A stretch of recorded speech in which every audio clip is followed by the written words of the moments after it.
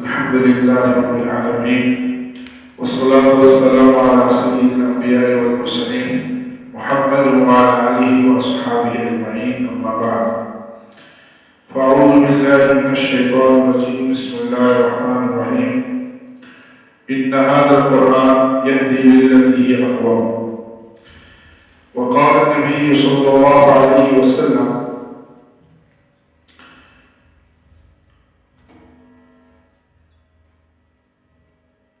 إن من البيان للسحر، أو كما قال عليه الصلاة والتسليم. مدارس اسلامیہ دین کے قلعے ہوتے ہیں، اور مدارس اسلامیہ میں جہاں قرآن، حدیث، فقہ اور ادب اور مختلف علوم اور فنون سکھائے جاتے ہیں، اور مختلف علوم پر بچوں کو، طلباء کو روشناس کرایا جاتا ہے، وہاں ایک اہم ترین شعبہ ہوتا ہے مدارس اسلامیہ میں، جس کو بزم کہتے ہیں، انجمن کہتے ہیں. اور مدارس اسلامیہ کے ان انجمنوں اور ان بزموں سے مقصود اور مطلوب یہ ہوتا ہے کہ طلباء اپنی صلاحیتوں کو اور طلباء اپنے اندر کی مافی ضمیر کو ادا کرنے کا سلیقہ ان کے اندر آئے، تاکہ اس کے ذریعے سے دین کا کام کرنا، دعوت کا کام کرنا ان کے لیے آسان ہو. دنیا میں اب جہاں بھی مدارس اسلامیہ کے ہونہار شخصیات آپ کو نظر آئیں گی، وہ انہی مدارس میں پڑھے ہوئے اور انہی انجمنوں پر انہوں نے محنتیں کی. اگر آپ اس وقت دنیا کے کسی مقرر سے اور مدارس میں پڑھے ہوئے کسی شعلہ بیان خطیب سے اگر آپ متاثر ہیں، یا آپ ان کو کامیاب دیکھتے ہیں، یا آپ ان کو دعوت اور تبلیغ کے میدان میں دیکھتے ہیں، وہ انہی انجمنوں کی برکتیں ہوتی ہیں کہ انہوں نے اپنے وقت طالب علمی کے زمانے میں ان مدارس میں، ان انجمنوں میں بڑی محنتیں کی ہوتی ہیں، اور انہوں نے ان انجمنوں کا صحیح استعمال کیا ہوتا ہے. اور جو طلباء ان انجمنوں کو اچھی طرح اس میں محنت کرتے ہیں اور اس میں تقدر کرتے ہیں اور شوق اور ذوق کے ساتھ اپنی صلاحیت جو ہے بناتے ہیں، تو وہی طلباء کل جا کے بہترین خطیب نظر آتے ہیں، اور بڑے بڑے جو ہے دعوت کے میدان میں وہ اپنا لوہا منوانے والے بن جاتے ہیں. پھر اس سے کیا ہوتا ہے؟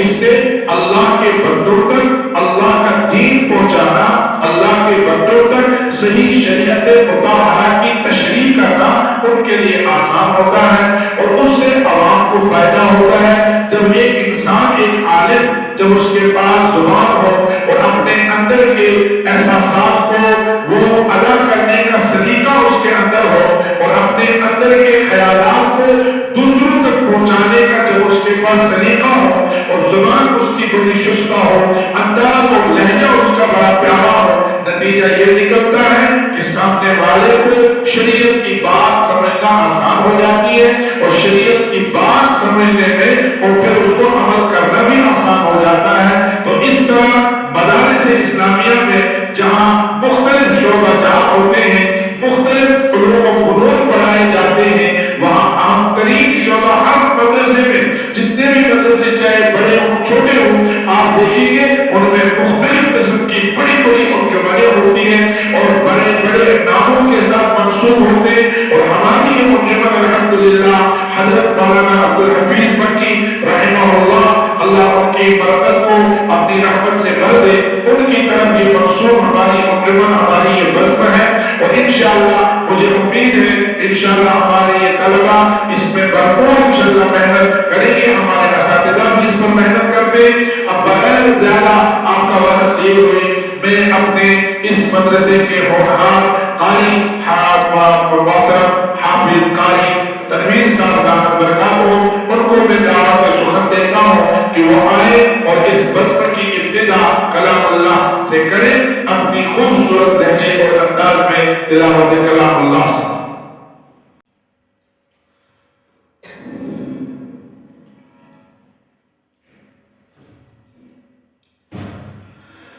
أعوذ بالله من الشيطان الرجيم. بسم الله الرحمن الرحيم. وقال الذين كفروا لا تسمعوا لهذا القرآن والغوا فيه لعلكم تغلبون. فلنذيقن الذين كفروا عذابا شديدا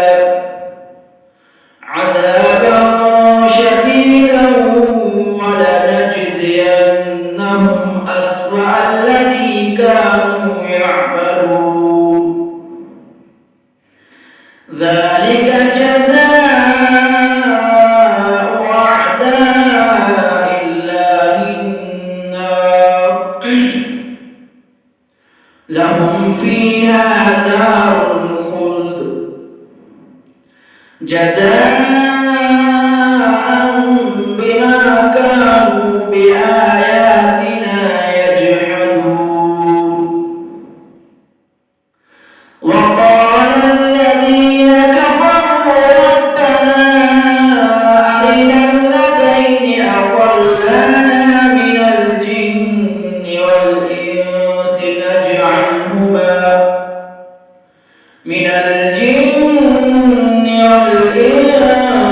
نجعلهما تحت أقدامنا ليكونا من الأسفلين. إن الذين قالوا ربنا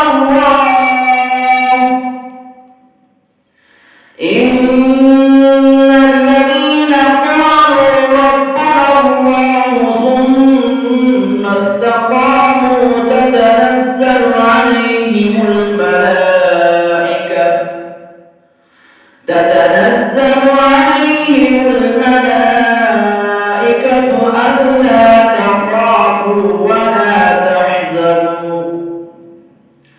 ألا تخافوا ولا تحزنوا وأبشروا بالجنة التي كنتم توعدون. نحن أولياؤكم في الحياة الدنيا وفي الآخرة ولكم فيها ما تشتهي أنفسكم ولكم فيها ما تدعون. نزلا من غفور رحيم.